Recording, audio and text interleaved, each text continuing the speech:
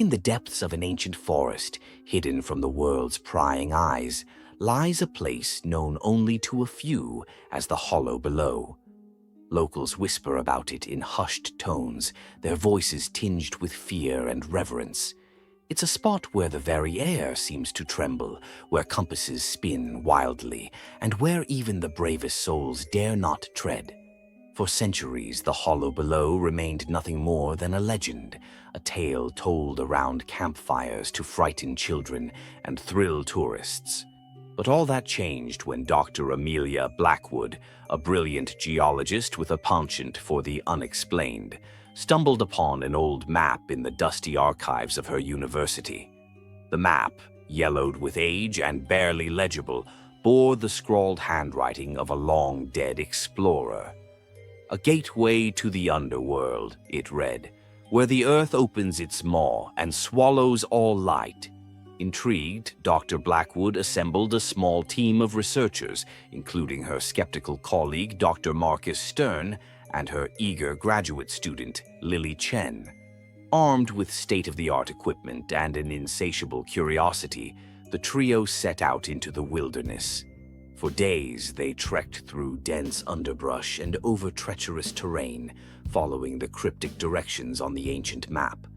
Just as they were about to give up hope, they found it. A perfect circle, 30 feet in diameter, carved into the forest floor. The earth around it was scorched black, and a faint wisp of smoke curled upwards from its center. As they approached, they felt a strange vibration in the air, like the low hum of an enormous machine buried deep beneath their feet. Dr. Blackwood, her eyes wide with excitement, carefully approached the edge of the hole. She tossed a small stone into its depths, listening intently for the sound of it hitting bottom. But no sound came.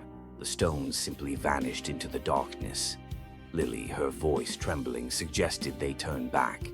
But Dr. Blackwood was too far gone, too consumed by the mystery before her. She ordered the team to set up their equipment, determined to uncover the secrets of the Hollow Below.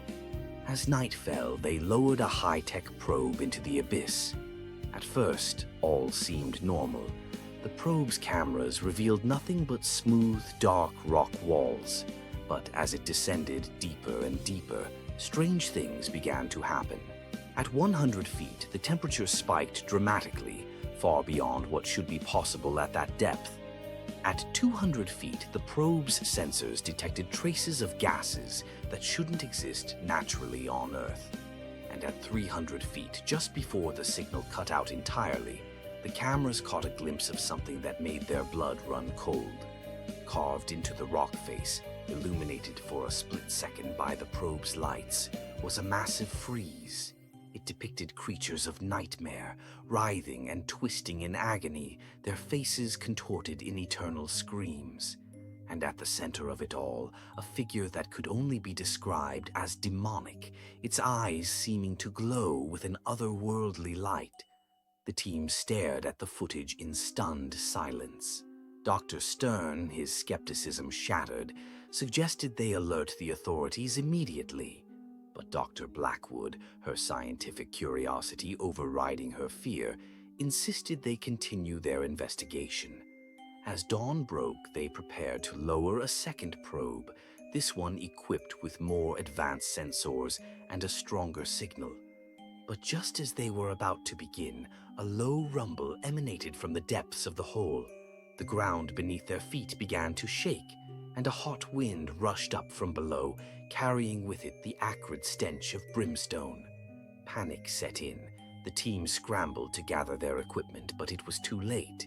The edge of the hole began to crumble, widening at an alarming rate. Trees toppled into the growing chasm, and the air filled with an unearthly howl. As they ran for their lives, Dr. Blackwood glanced back one last time. What she saw in that moment would haunt her for the rest of her days. Rising from the depths of the hollow below, silhouetted against the morning sky, was a massive winged shape.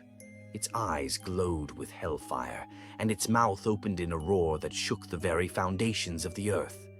The team barely escaped with their lives, stumbling out of the forest as the ground continued to shake behind them. They knew they had uncovered something beyond human comprehension, something that should have remained hidden. As they huddled together, watching plumes of smoke rise from the distant tree line, Dr. Blackwood realized the terrible truth. They hadn't just found a hole that led to Hades. They had opened a door, and now something was coming through.